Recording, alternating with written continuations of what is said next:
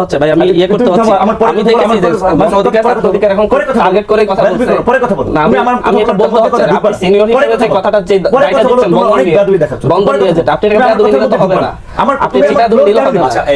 আমরা একটু শোনা বলি অভ্যুত্থানের 7 মাসে আমি সচিবালয়ে কয়বার গিয়ে কয়জন উপদেষ্টার সাথে কথা বলেছি বা কয়জন বাসায় গিয়েছি আর নূর ভাইয়েরা এবং হচ্ছে তাদের প্রত্যেকটা একটা এমনকি কলেজের আহ্বায়ক কয়বার গিয়েছে সেটা একটা হিসাব করো সিসিটিভি ক্যামেরা দেখে ইয়াতে তাহলে বোঝা যাবে যে এই সরকারকে কয়ভাবে কে বিক্রি করতেছে একদম স্পষ্টত বলতেছি আমরা আমাদের জায়গা থেকে আমি হান্নান মাসুদ এখানে স্পষ্ট ঘোষণা করতেছি আমি আমার জায়গা থেকে ন্যূনতম কোথাও 2 নাম্বার সুবিধা নেই না এই সরকার আমি তো এখানে বসে কোনোদিন নূর ভাইকে জিজ্ঞাসা করবো না যে নূর ভাই কেন পলিটিক্যাল পার্টির এত টাকা কোথা থেকে পায় ভাইও তো আজকে একটা ভাইয়ের হোটেল ভাইও তো আজকে একটা ভালো হোটেলে আজকে ইফতারি আয়োজন করছে প্রশ্ন উঠছে মানে কিন্তু সেই জায়গা থেকে বলতে গেলে যে অভ্যুত্থান পরবর্তী সময়ে ওই কিছু অন্য ছোট ছোট পার্টির চাইতে এই অভ্যুত্থান পরবর্তী এই পার্টির প্রতি মানুষের আকাঙ্ক্ষা অনেক বেশি মানুষ এই পার্টিতে আরো বেশি দিতে চায় তারপরে কেন কোশ্চেনগুলো করতে হবে নিজেদের দিকে না তাকিয়ে যদি আমরা কোশ্চেনগুলো করি তাহলে হচ্ছে প্রশ্নবিদ্ধ আমি তৈরি করতে চাচ্ছি এই বিষয় নিয়ে কথা বলার নেই তবে হচ্ছে এনসিপির বিষয়টা যেটা বলবো এনসিপি আসলে রাজনীতি করতে এসেছে রাজনীতি করবে কিনা এটা নিয়ে অনেকদিন মানুষ রাজনৈতিক দল করবে কিনা এটা নিয়ে অনেকদিন তারা কনফিউজড ছিল রাজনৈতিক দল করবে কিনা এবার আপনারা দেখছেন আমরা কনফিউজড ছিলাম আমরা বিভিন্ন জন ভেবেছি যেমন আমি ভেবেছি যে আমি যদি রাজনীতি করি আমি কোন একটা রাজনৈতিক দলে যোগ দেব কারণ আমি দেখেছি যে হচ্ছে 5ই আগস্টের পরের 30 দিন বাংলাদেশে কোনো সাদাবাজি নাই কোনো দখলদারিত্ব নাই কোনো হানাহানি নাই প্রত্যেকে এক সবাই ভালো কারণ আমরা তো গত 16 বছর রাজনীতি কিন্তু তারপরে কি হয়েছে তারপরে 6 মাস 5 মাস আমরা দেখতে দেখতে মনে হলো যে হচ্ছে আসলে যে গতানুগতিক রাজনীতিক ব্যবস্থা আছে এই ব্যবস্থা যে রাজনৈতিক দলগুলো আছে এগুলোর সাথে আমার রাজনীতিটা হয়তো যাচ্ছে না বাংলাদেশে এখন সবচেয়ে জনপ্রিয় নেত্রী সবচেয়ে জনপ্রিয় ব্যক্তিত্ব বেগম খালেদা জিয়া এই ব্যাপারে কারো কোনো সন্দেহ নেই এমন হচ্ছে নির্বাচন হলো হয়তো বিএনপি ক্ষমতায় আসতেছে তাও সন্দেহ নেই তারপরে কেন আমরা নতুন রাজনৈতিক দলের দিকে আগাচ্ছি কেন আমি নিজের সিট ইয়ে করার জন্য কেন বিএনপিতে গিয়ে যোগ দিয়ে আমি কেন নিজের সিটটাকে সিকিউর করলাম না কারণ আমরা আসলেই নতুন রাজনীতির কথা বলছি আমি দেখেছি যে হচ্ছে যে আমার নদী পারাপার আমার এলাকায় যাইতে আমার খুব কষ্ট হচ্ছে আমার যন্ত্রণা হচ্ছে এক জায়গায় একটা ফেরি হলো আমি কাজ করবো আমি এখানে আমার ফেরির জন্য একই সিটিতে 3 জায়গায় ফেরি দেওয়ার জন্য ফেরি ঘাটার জন্য বরাদ্দ চাওয়া হয়েছে হাতিয়া থেকে হাতিয়ার জন্য একটা ফেরি সন্দ্বীপের জন্য একটা ফেরি ভোলার জন্য একটা ফেরি সন্দ্বীপের ফেরির ঘাটের কাজ হয়ে গেছে ইয়ার কাজ হয়েছে আমি দৌড়াই আমি এখন হাতিয়ার ফেরির কাজ নিতে পারি নাই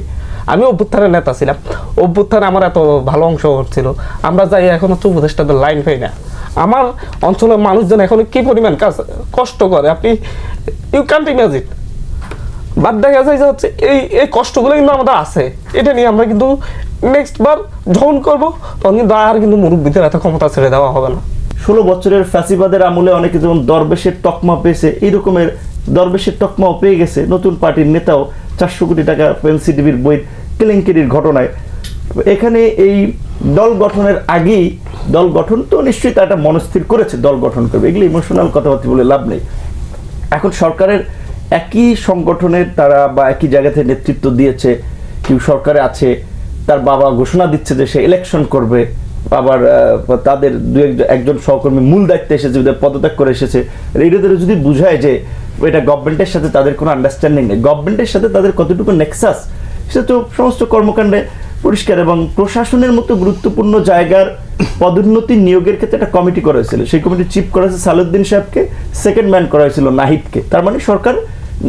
ছাত্র বা এই প্রতিনিধিদেরকে কতটুকু ইম্পর্টেন্স দিচ্ছে ডক্টর ইউনূস নিজে বলেছে ছাত্ররা আমার নিয়োগকর্তা প্রধান উপদেষ্টা যদি এটা বলে যে ছাত্ররাই আমার চাকরিদাতা বাকি উপদেষ্টারা কি তাদের সেবা করবে না তাই তো করেছে আমরা দেখি যে ছাত্র উপদেষ্টা বা সমন্বয় তাদের একটা যে প্রভাব তো তারা যদি এই প্রভাবকে ইতিবাচক কাজে ব্যবহার করতে হান্নান মাসুদ আমাদের ছোট ভাই আবেগ নেওয়ার সময় কথা বলে কান্না করে ফেলে যে ফেরি হবে না কেন গিয়ে বলবে 1 সপ্তাহের মধ্যে এইখানে ফেরি চাই ওইভাবে হবে তাদের সেই মুখটা গাছটা দেখান লাগবে এখন তারা যদি আপনার ওই জনসম্পৃক্ত কাজ না নিয়ে চট্টগ্রাম বন্দর নিয়ন্ত্রণ করার জন্য একটা কমিটি করে উপদেষ্টা হয় ভাই ছাত্র গণঅভ্যুত্থানের নেতা আপনি এখানে দাঁড়িয়ে আমাকে বলতেই হচ্ছে আপনি চট্টগ্রাম আপনার তো শ্রমিক কমিটি আছে না আপনার শ্রমিক কমিটি আছে না শ্রমিক পরিষদ আছে না শ্রমিক পরিষদ দিয়ে কি আপনি কি পুরো ঢাকা শহর কন্ট্রোল করেন? জি, না না, এভাবে ভাই একটা বিষয় এখানে বলতে হচ্ছে ভাই, আমি ইয়ে করতে হচ্ছে, আমি দেখেছি যে গণ অধিকার ছাত্র অধিকার এখন টার্গেট করে কথা বলছে। পরে কথা বলুন না, আমি এটা বলতে হচ্ছে, আপনি সিনিয়র হিসেবে যে কথাটা যে দায়টা দিচ্ছেন বন্ধন নিয়ে, বন্ধন নিয়ে যেটা আপনি এটাকে বেয়াদবি নিলে তো হবে না। আপনি বেয়াদবি নিলে হবে না। আমার জি, আমরা একটু শুনে শুনে তুমি এই সমস্ত বেয়াদবি তুমি আমার ছাত্র সংগঠনের সিনিয়র হয়ে সভাপতি, তুমি আমার সিনিয়র হয়ে থেকে কেড়ে নাও কিভাবে? আপনারা সিনিয়র হয়ে যেভাবে মিথ্যাচার করেন, জুনিয়রদের ব্যাপারে মিথ্যাচার করেন, মনে হয় যারা আপনাদের আদর্শ বিরোধিত কাজ করেন। পরে কথা বলবো, আপনাদের সময় আরো 1 ঘন্টা এক্সটেন্ড করবেন, মিথ্যাচার আরো এক্সটেন্ড করবেন। এইটা তো নতুন বন্ধের কান্নার ভাব ধরলে একটা নতুন বন্দোবস্ত হয়ে যাবে। নুসরাত তাবাসসুম নামে একজন সমন্বয়ক আন্দোলনের নেত্রী, সে আপনার একটা এই মৎস্য প্রাণী সম্পদ মন্ত্রণালয়ের টেন্ডার, টিকার টেন্ডার, সে অতিবাদী নিউজ হয়েছে, সেই টেন্ডার এখন রিটেন্ডারে আবার যাচ্ছে। তাদের ডিসি নিয়োগ কাণ্ড করে ছাত্র সমন্বয় আন্দোলনের পরিচিত নেতৃবৃন্দের সমস্ত পত্রপত্রিকায় নিউজ এসেছে না, তো তারা তো পুরানো পথে যাচ্ছে। তাহলে এই পার্টি নিয়ে এখন ফুয়াদ ভাই আশান্বিত হলো, আমি আবার কাজল ভাইয়ের মতো বলছে বিশ্বাস করতে চাই না, আমিও বিশ্বাস করতে চাই না, সেটা আমরা দেখতে চাই। কিন্তু তারা তো সেই পুরানো পথে আসছে। তাদের প্রোগ্রামে বসুন্ধরা কোম্পানি খাবার পাঠায়, বসুন্ধরা কোম্পানি ফাইন্যান্স করে।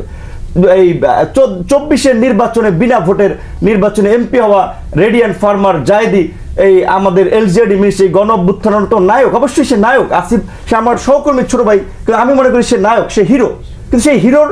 আপনার মিনিস্ট্রির অধীনে বাপুপের সহসভাপতি, তারা তো পুরানো পথেই আছে। তাই এর তারা কি নতুন বন্দোবস্ত আমরা কি আশান্বিত